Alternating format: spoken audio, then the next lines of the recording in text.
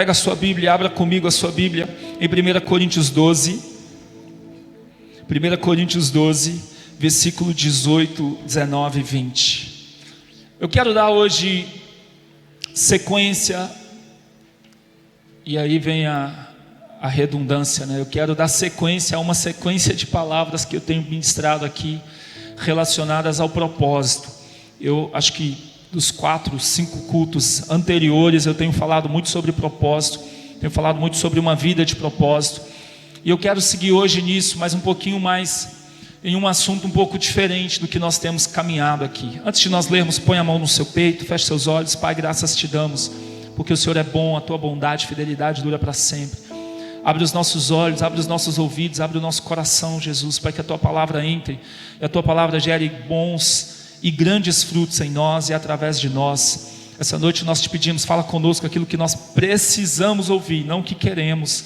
É para isso que nós estamos aqui, em nome de Jesus. E você que crê diz amém. Olha o que diz a palavra: mas agora Deus colocou os membros no corpo, cada um deles como quis, vai.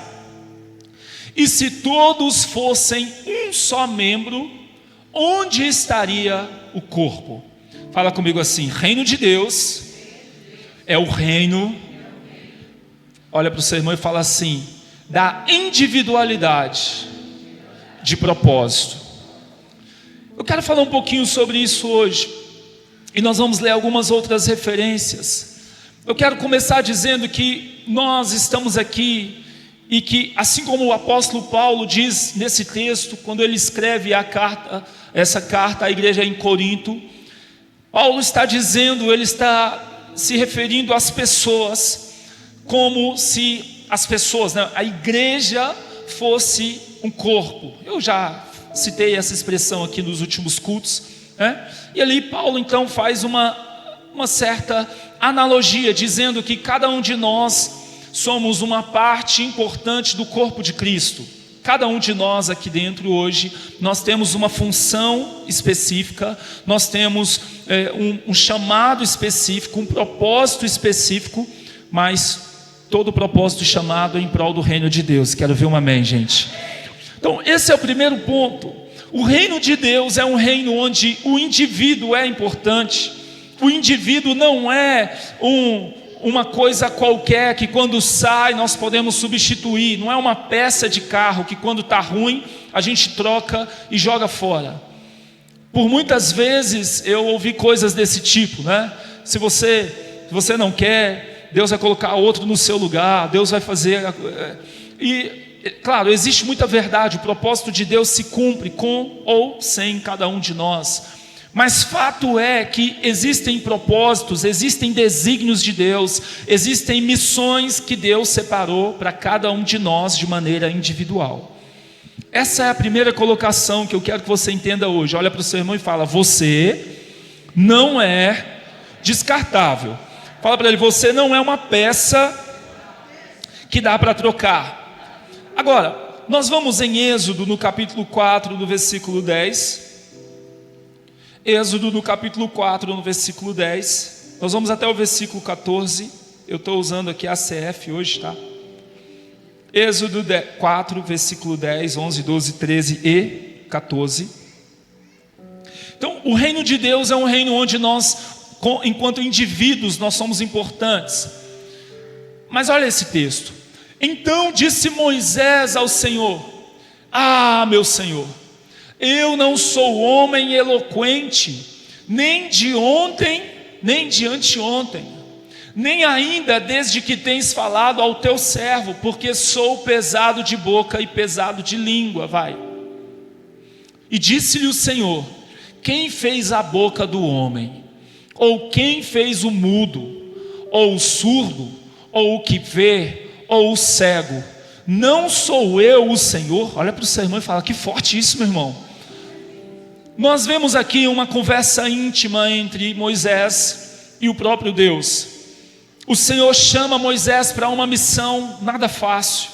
O Senhor chama Moisés nada mais nada menos do que para encarar a personificação do diabo, que era o faraó naquela época.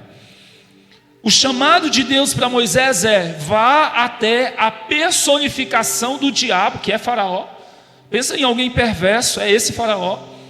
E você vai chegar, você vai olhar nos olhos daquele homem e você vai falar com ele para mandar o povo que trabalha para ele de graça. Você vai mandar ele liberar esse povo, para esse povo ir para a terra prometida.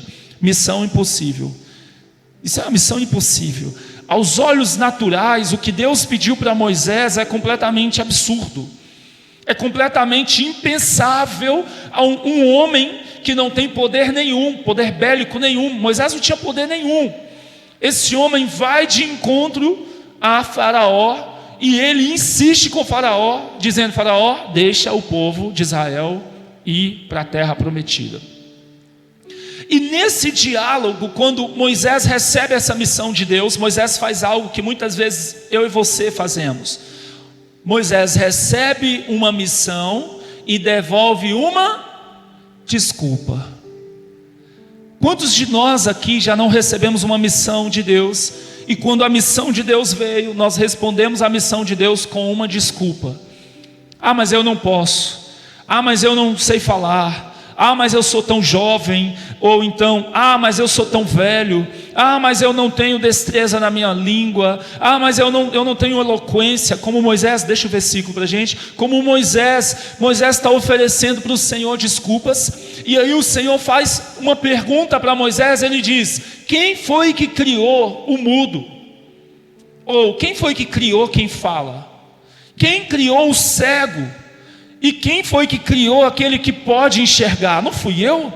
Deus está dizendo assim: a sua incapacidade não é a minha incapacidade. O seu limite não é o meu limite. Eu não tenho nenhum tipo de limite, é o que Deus está dizendo para Moisés. E aí olha o que no próximo versículo vai acontecer, vai. Deus diz assim: vai, pois, agora, e eu serei com a sua boca, e te ensinarei o que hás de falar. Meu irmão, eu quero declarar e liberar essa palavra sobre cada um de nós nessa noite. Aquele limite, aquela desculpa que você tem dado para não fazer, para não realizar algo, eu quero dizer, nesses dias o Senhor vai tirar a sua desculpa, e Ele vai trocar a sua desculpa por uma capacidade sobrenatural, em nome de Jesus. Capacidade sobrenatural. Existem dois conceitos de graça. Nós abraçamos geralmente só um conceito de graça, que é o quê? O favor, não? Nós falamos assim: eu preciso da graça de Deus, porque a graça de Deus, ela me leva para a salvação, ela me leva para o céu, correto? Mas a palavra graça, ela não fala apenas de um favor não merecido para que você seja salvo. A palavra graça também, ela se refere a uma capacitação sobrenatural. Quem aí já fez alguma coisa e depois até você bateu palma para você? Você falou: nossa, eu mandei muito bem, isso não veio de mim não, Deus me ungiu aí, eu não sei o que aconteceu, eu não sei o que foi que aconteceu não, mas na hora eu tive a palavra certa, eu tive o jeito certo, e eu fiz tudo do jeito que tinha que fazer e deu tudo certo. Quem já viveu uma experiência dessa? Eu quero declarar isso sobre as nossas vidas em nome de Jesus. A graça de Deus que nos salva é a mesma graça de Deus que nos capacita para coisas que nós não temos capacidade. Eu recebo essa palavra, meu irmão.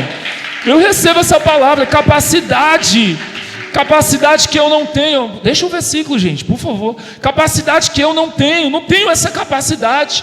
E aí, no próximo versículo, parece que Deus quebra tudo que a gente falou até agora. Ele, porém, disse: Moisés apresenta mais uma desculpa, né? Ah, meu Senhor, envia pela mão daquele a quem tu has de enviar. E aí vai, próximo versículo, vai.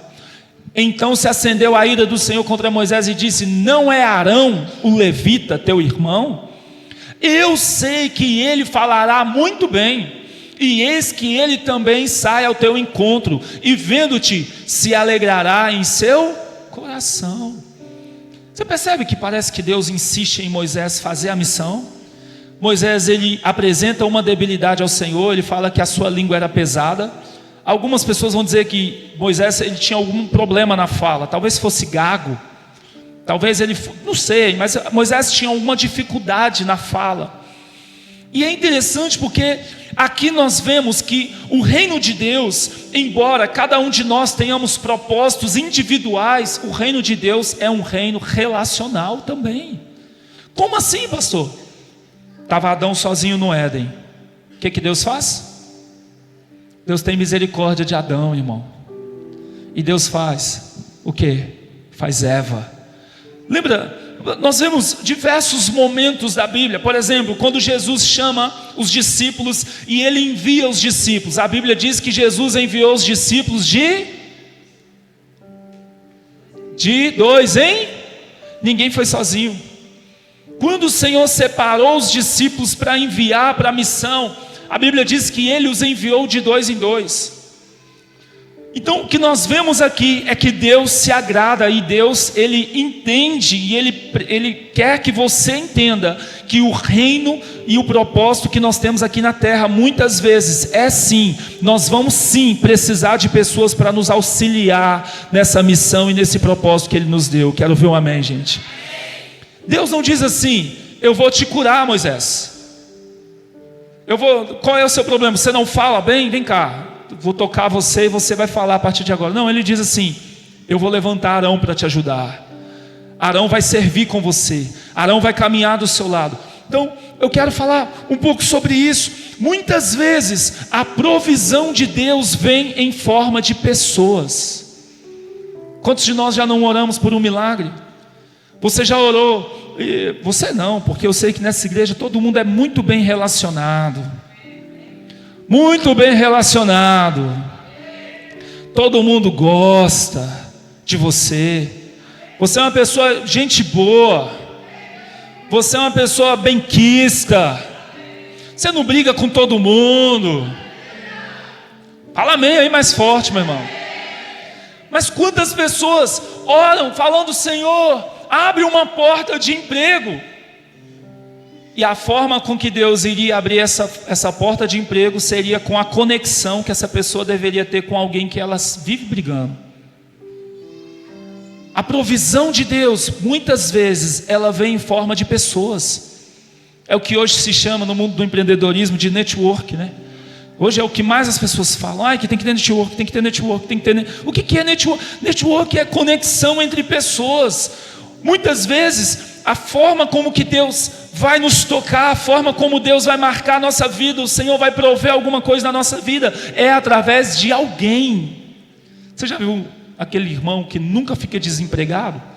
Ele sai de um serviço, alguém rapidinho arruma um serviço para ele, porque ele é bem relacionado, ele tem conexões, né? Ele conhece pessoas, as pessoas gostam dele, as pessoas querem ajudá-lo, porque ele está muito conectado com as pessoas, e isso é uma bênção de Deus, essa capacidade de se relacionar. Nós vivemos uma sociedade onde cada vez mais as pessoas jogam no lixo relacionamentos pessoais.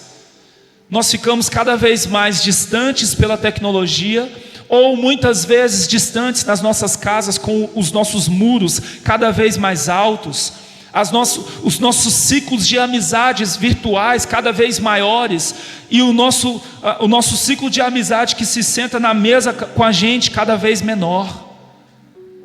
Olha para o seu irmão e fala: reino relacional. Fala para ele: eu sinto te dizer, mas você pode estar perdendo algo por não se relacionar bem com as pessoas. Então, as relações, as conexões entre nós, entre você e os seus irmãos, e você e as pessoas que você conhece, essas relações são poderosas. Olha o que diz Êxodo capítulo 2, versículo 3. Êxodo 2, 3 diz assim: não podendo, porém, mais escondê-lo, tomou uma arca de juncos e a revestiu com barro e betume, e pondo nela o menino, a pôs nos juncos à margem do... Está falando de quem aqui? De quem está falando? De Moisés. E quem é que faz isso aí? Você conhece? Noé não é não. Noé.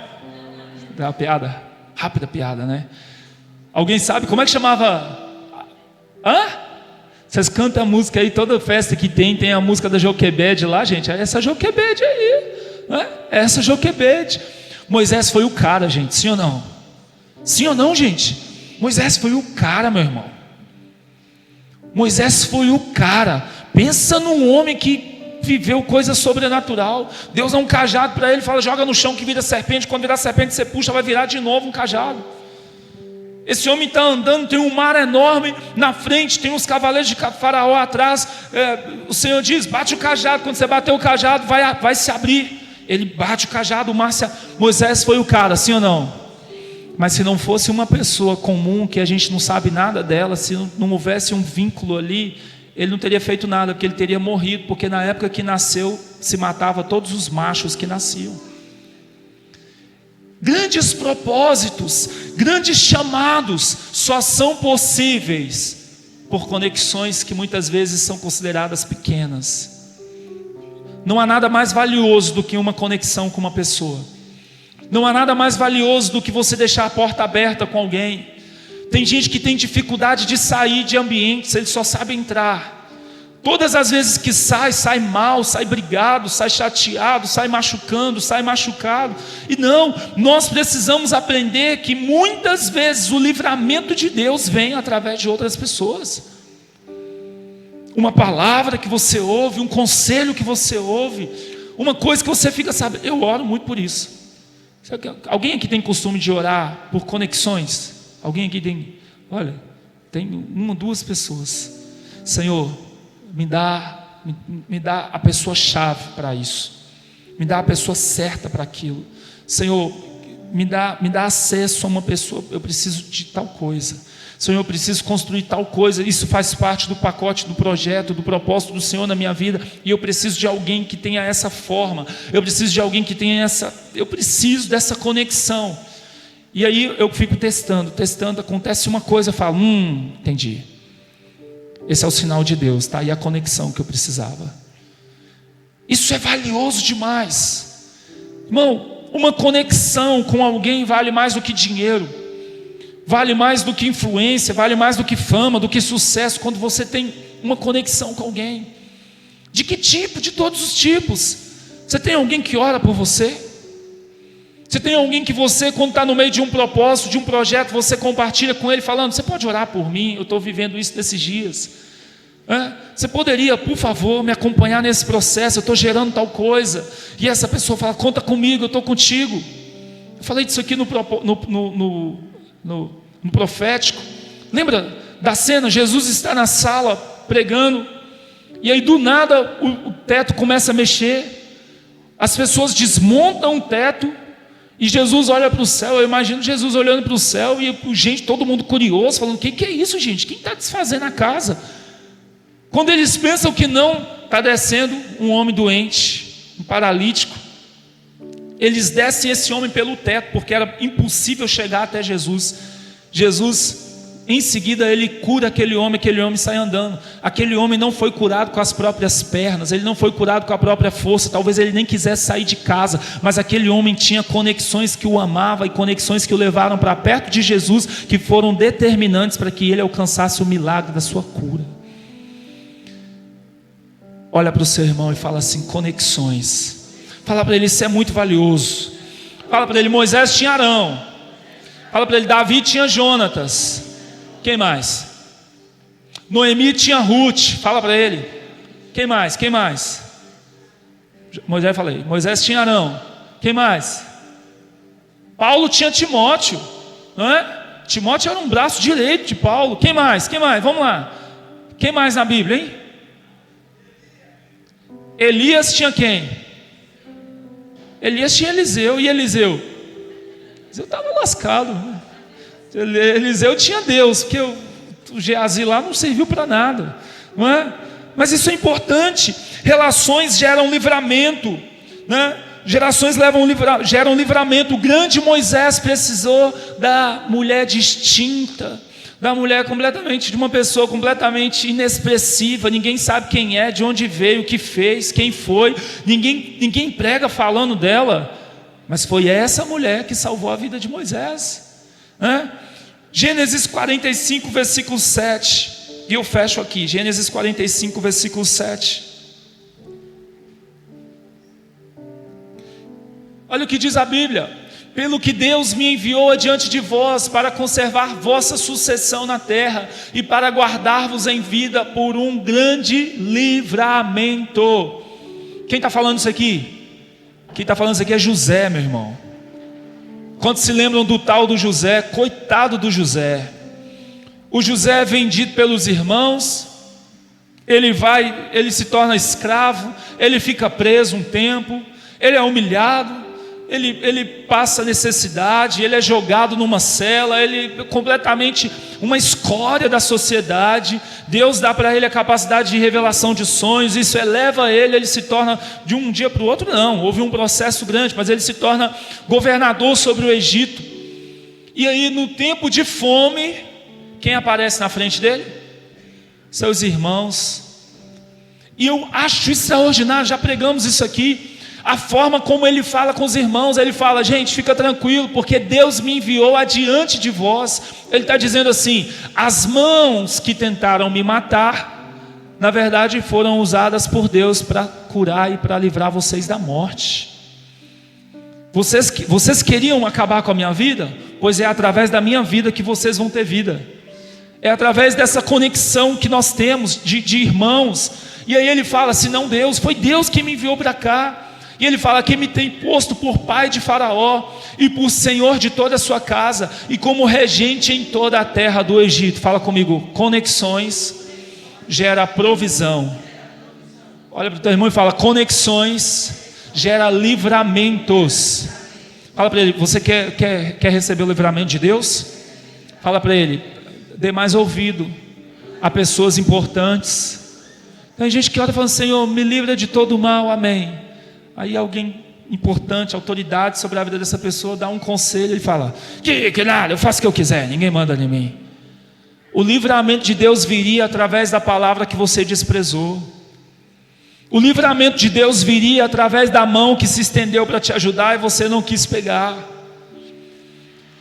Conexões, como isso é valioso. E eu tenho orado nesses dias, e eu quero, meu irmão, que você também ore nesses dias por isso, dizendo: Senhor, me dê conexões, que o Senhor me ajude a criar conexões com pessoas que edificam a minha fé, com pessoas que eu vou edificar a fé, pessoas que vão providenciar para mim livramentos e provisão, e também que eu possa prover na vida dessas pessoas e gerar provisão também.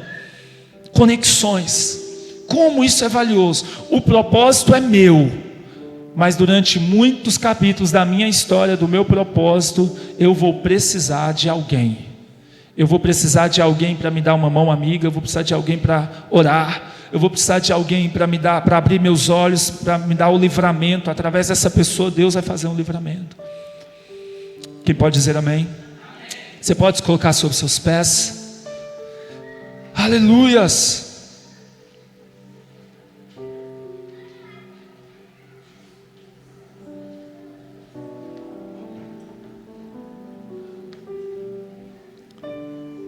Pergunta: se amanhã você precisar enviar uns currículos, quantas pessoas você tem aí que você sabe que se você enviar para ela, ela vai entregar lá no RH da empresa?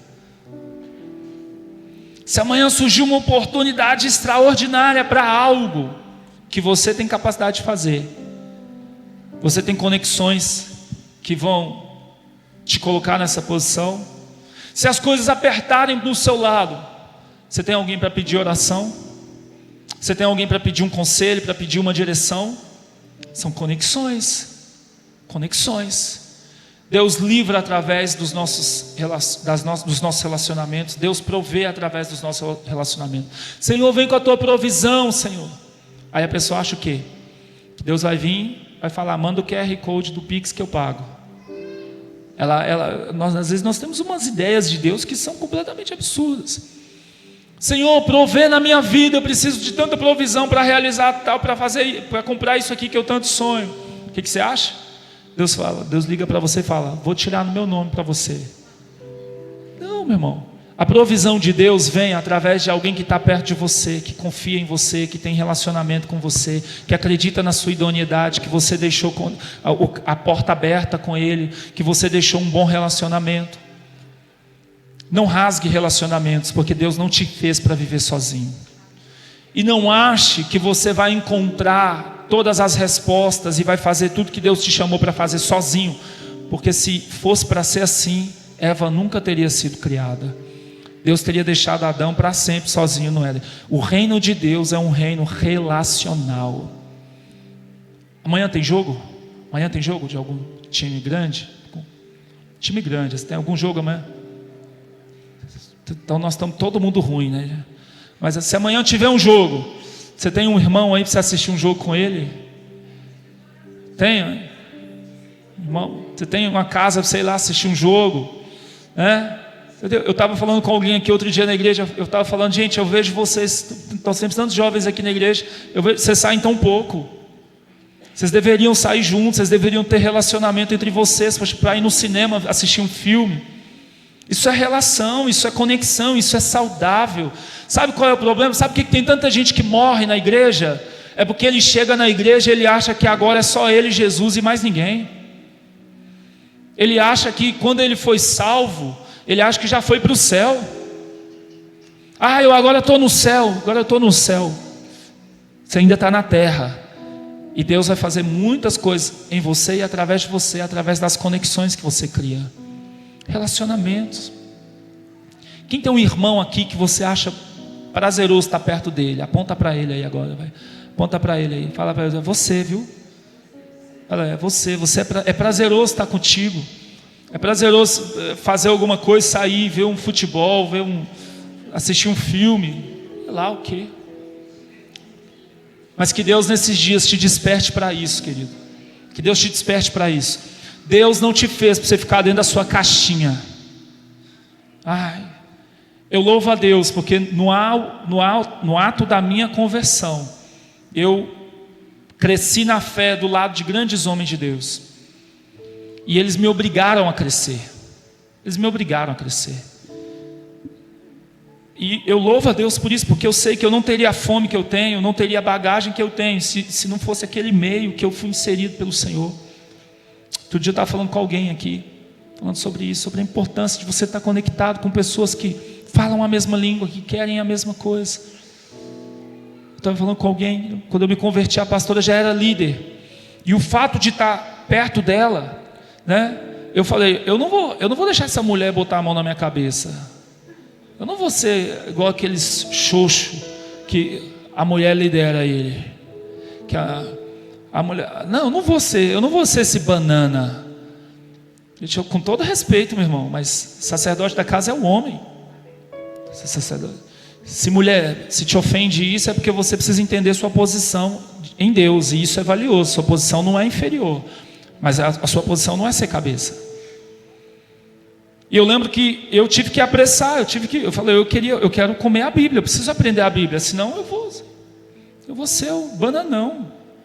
Não quero ser o bananão, eu quero ser o sacerdote da minha casa, eu quero saber do Senhor, eu quero conhecer o Senhor. Mas a presença, o fato de estar perto dela, o fato de estar perto daquelas pessoas, me fez estar mais perto de Deus. Tenha perto de você pessoas que te levam para mais perto de Deus. Pai, graças te damos por essa palavra, te bendizemos. Eu te peço que nesses dias, ó Deus, possamos criar conexões saudáveis, profundas, e conexões que geram propósito, que constroem propósito, que não destoa, que não nos desfoca do propósito, não, muito pelo contrário, conexões que apontam para o nosso propósito. Senhor, em nome de Jesus, que todo aquele que está escondido, todo aquele que está, Senhor, completamente intocável, que não deseja se relacionar, que não deseja, Senhor, se conectar com a casa, com os filhos, com os seus irmãos, ó Deus, que o Senhor desperte o coração dessa pessoa, para que ele entenda que sozinho nós não vamos a lugar nenhum. O teu reino é um reino relacional. O Senhor mandou de 2 em 2, o Senhor tinha 12 discípulos, o Senhor não andava sozinho. O Senhor, pouquíssimas vezes o Senhor se ausentou para orar, no momento que o Senhor tinha com o Pai, mas a maioria do tempo o Senhor estava com seus discípulos, o Senhor estava com pessoas, o Senhor estava em festas, o Senhor estava em relacionamentos saudáveis, o Senhor estava operando milagres, e nós te pedimos, ó Deus, gera em nós esse coração, um coração relacional, um coração humilde, porque nós sabemos que através dos relacionamentos vem provisão, através dos relacionamentos vem livramento. Nos desperta para isso nesses dias, em o nome de Jesus. A igreja diz, dá uma salva de palmas ao nosso Deus, aleluias. Glória a Deus.